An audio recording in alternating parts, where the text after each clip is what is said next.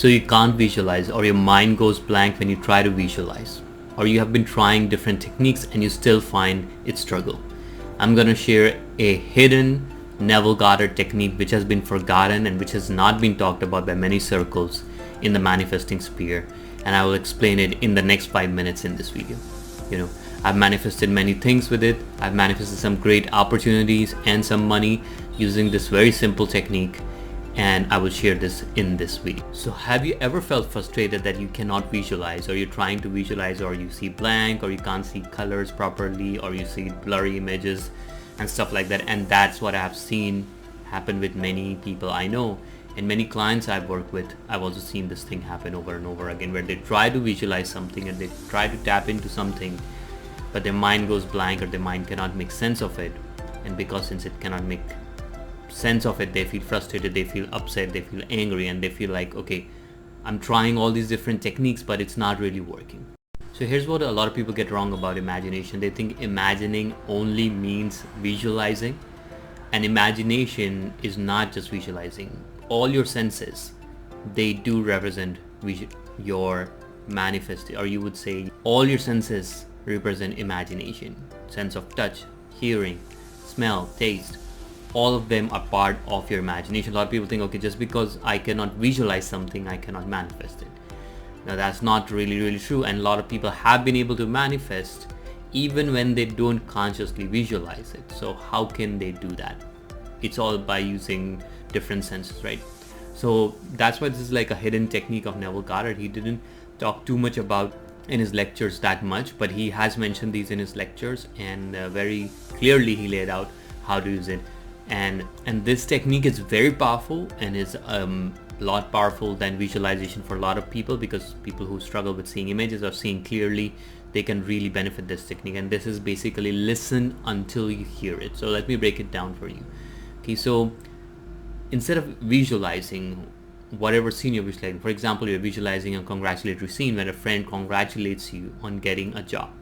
So instead of visualizing that, or seeing your friend congratulate you or shake hands with you or something like that, what you can do is you can imagine the end, and imagine hearing your friend telling you congratulations. So you can imagine hearing your friend telling to you, hey, congratulations man for getting that job, and you're replying back to him and saying, yeah, thanks man, that was awesome, thank you so much. Okay, so the goal here and the key point here is that you hear him say those things.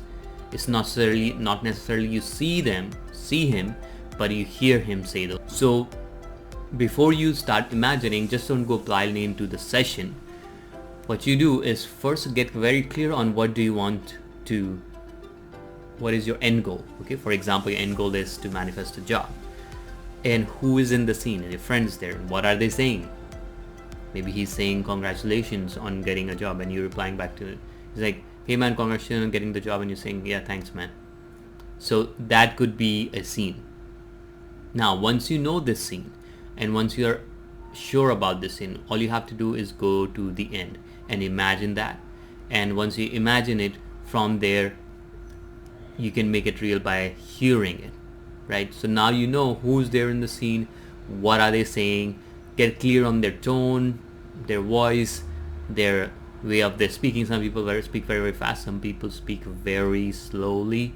So you probably know how your friends speak, and you use their tone of the voice to bring yourself into the visual. Now this is the next step, is where you relax yourself, go in a place where you will not be disturbed.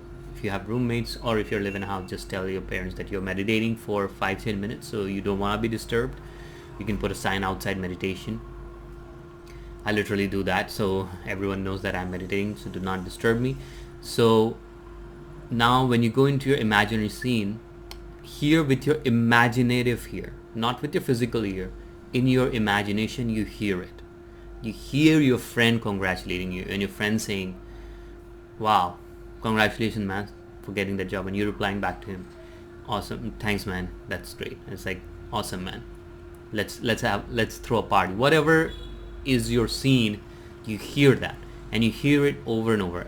Ideally something under 8 seconds, something under 10 seconds is the best, where a friend says something, you reply to him and he confirms it back. So it's like a two-way back and forth communication, but there are like three dialogues happening. Your friend saying congratulations man, and you're saying thank you so much, and your friend saying let's go and celebrate. So you have three sentences, maybe that's it. And then in your imagination you hear your friend saying those things. Okay, you do not have to make it any complex than that. Just imagine it, go to the end, imagine hearing it back, and yourself saying it to him. So that should be it. So it could be a congratulation, acceptance, a gift, or it could be a compliment. It could be any of these things where you hear verbally what your friend is saying. So now this is the key. You hear it in your imagination until you feel a saturation or you feel naturalness, and you actually feel like you've really heard it. That is the key. So until then we keep looping it. Maybe for this session, for this 10 minutes, you keep looping it. And you keep doing it maybe once in the morning, once in the evening, for maybe like 10 days, maybe for 20 days, 30 days, I don't know, depends how long it takes for that conversation to become normal to you. You keep repeating that until it becomes normal, it becomes natural. So it's not about forcing it, but it's about hearing it in the imagination, and you hear it enough number of times that your brain is like, yeah, I know that. I know, of course it's true. I've heard it so many times. Why are you repeating that same thing over and over again? And then your brain will be like, okay, that's enough. We know this. But even then you keep going it until it feels really natural, really normal. It's like totally normalized. And that's when you can naturally drop it. You don't forcefully drop it. Then you naturally drop it. You can move on to other desire from there. So now some people come to me and ask me, how often should I repeat this, or how long should I do this? My recommendation is 10 minutes in the morning, 10 minutes in the evening. Maybe if you can spare 5-10 minutes in the afternoon, that would be great. 3 times a day is more than enough. If you want to do more, it's up to you, but that's the frequency. And how long, it really depends, because we are looking for a feeling of satisfaction or naturalness, right? Where you have heard it so many times and you feel completely satisfied or saturated. It's not necessarily the number of repetitions. For some people it might just take a week. For some people it might take 3 weeks, maybe a month or more. But that is not the point. The point is until you have saturation, until you feel satisfaction that this is really true. That is the point where you can even do that. Like even after you feel that, maybe you can do it for a few days more and then completely let go and move on to the other desire. Now here's a disclaimer I want to share with you, because a lot of people think when they're doing these techniques, and they think I'm doing this technique to make something happen. This is a very important key distinction, because that's why a lot of people, their manifestations are not successful, because they do affirmations, or they do listen until you hear it, this technique, and they do it or they do it from a frame of I'm doing this technique so I can get this. So I'm doing this technique so I can get this. So when you do that technique and if you say that I'm going to get this by doing this, what are you implying? You're implying separation. You're implying lack. So if you do it from that state, it's actually can have a counter effect. So instead, when you go into that state, you do it to move yourself into the right state. And you can say yourself, I'm just going to do it to enjoy it. I'm just going to experience it fully. Just like watching a movie, you don't particularly look for a result next day. It's just you go into that scene, imagine it, go it over and over again until it becomes natural, until it feels normal. And once it's natural, once it feels normal, then you can let it go. But this is a key distinction I really want you to get. So you shift your perspective from, okay, I'm doing this to make it happen, to instead I'm experiencing that fully. I'm really experiencing it. This is really happening. And if your logical mind comes in, you say, what would the feeling be like? How would it be like? What would my friends say if this were true? Just hypothetically, let's say if it was true, what would the feeling be like? What would my friends say to myself? And then you go into this techniques that will help you drop the resistance. Go into this technique and hear your friends say that. Hear him or her say that over and over. And that is the frame of mind we need to come from. And then you do these techniques. And this is the key mindset shift that will change everything. So really powerful and really important to get. So I will give you some small 3 tips, which I've written it down. So I also shared with my clients, but I'm just sharing it with you. And so you can get it and you don't miss it. So one of the key is choose someone whom you talk to often, right? If your friend is there who you haven't spoken to in years, don't choose them. Choose someone whom you talk to often. if not every week, at least every month. So you hear them, you are very attuned to their way of speech, their voice, their tone, their temperament, their intonation. You know all the nuances about how they speak, how they hear. So when you hear it, it feels really, really natural. That's point one. And why do we do this? Because familiarity makes it easier to imagine. It's not that you cannot imagine hearing someone whom you haven't spoken to for many years. You can. But if you know somebody and somebody's familiar, it just makes it easier to imagine. Now, number two is really study their tone of voice. So when next time you talk to them or ask them about something or ask them to talk about their day or explain something, really pay attention to the words they use, their tone of their voice, the speech pattern. Some people speak very, very fast, some people very slow. Some people use some words more often than others. Like some of my friends, they like to use the word cool or often, more often than, or yo, something like that, more often than others. So you know the kind of words your friend use or the kind of speech they speak at.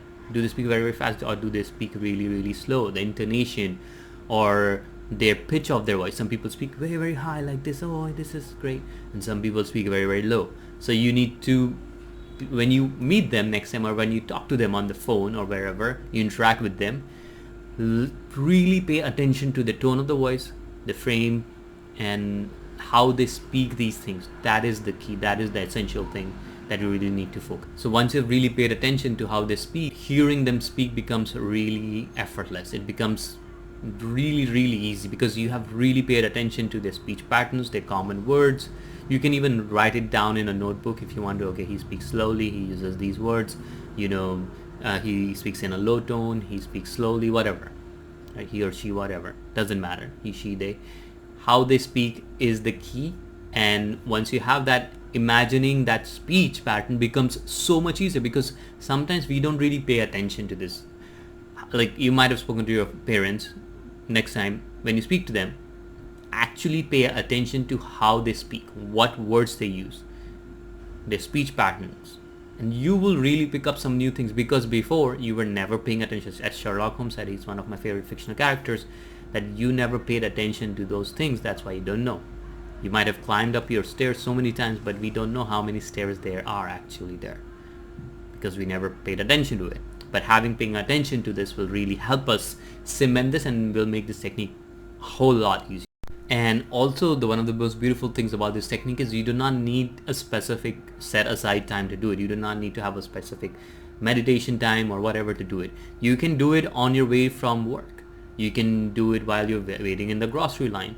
You can do it while you are, just waiting for something to happen, or you can do it while you're waiting in the bank line, or you can do it while you're commuting, or you're in the bus, wherever. Like you can do it when you're in the supermarket. You can imagine your friend hearing that. And the thing is, we are always imagining. This is one of the most weird thing is most of us are always imagining for majority of the time. We are imagining different things, but we are imagining. So you can use it. Of course, the most optimal way to do it is in a relaxed place where you are not getting disturbed, but you can also do it when you're just waiting for grocery line. Like you can make this more like a dynamic approach. You don't have to be like, oh, I have to do this, I have to be a fixed time slot. Having structure helps, but you can also do it throughout the day intermittently. You just hear your friend say, and you can say that back to him or her in your imagination, and it becomes like a very fun thing to do throughout the day. You can do it throughout the day. And so I want you to leave with a powerful quote from Neville, and this is the quote. When you sit down and you predetermine what you want to hear, and you listen until you hear it, that's the name of technique, listen until you hear it, and you refuse to hear anything other than that, you're using the one power in the world that awakens a man. You're using your lovely imagination. Let that sink in. Really let that sink in. When you use your imagination this way, you will manifest what you want into physical reality. It's not a maybe, it's a certainty.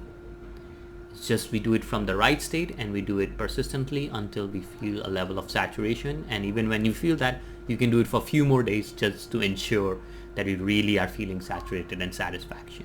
And then you will naturally drop it. So that's the listen until you hear technique. I hope you really found it useful because a lot of people, they have a hard time visualizing. So for them, listen until you hear. This technique is very, very powerful and it's very wonderful. And I've heard some other people who have manifested like immense success, like big book authors, they are millionaires and they use this technique, right? Or sometimes during the day when they couldn't imagine, they would hear it, right?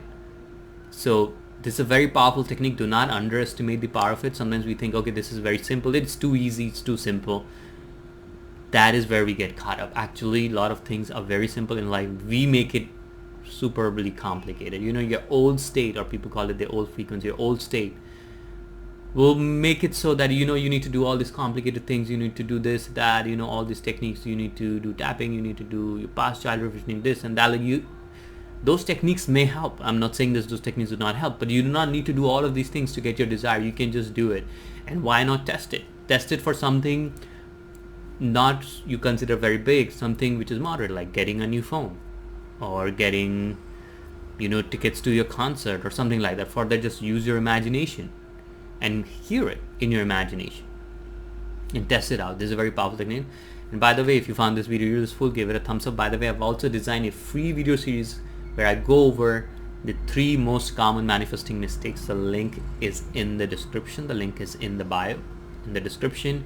So check it out. It's completely free of charge, because a lot of people have reached out to me and they say, oh, this is happening, and they tell me about their struggles, and I realize there is a pattern, and these 3 mistakes keep happening over and over and over, if not all 3 of them, at least a couple of them. So just by watching this video series, you will be able to resolve a lot of them, and you probably will not need any more coaching or you probably wouldn't need to watch any more of these videos. And I highly recommend it. Please check it out. It's free, of course, and it's completely free, of course. It's in the description. 3 most common manifesting mistakes, and a bonus one there which I've seen people make over and over again. So until then, I wish you great success on your manifesting journey. My name is Rohit, and I will see you guys in the next video. And if you have any interesting comments or suggestions, please post them in the comment section below. I would love to hear your thoughts, and I will see you guys in the next video. Until then, take care and have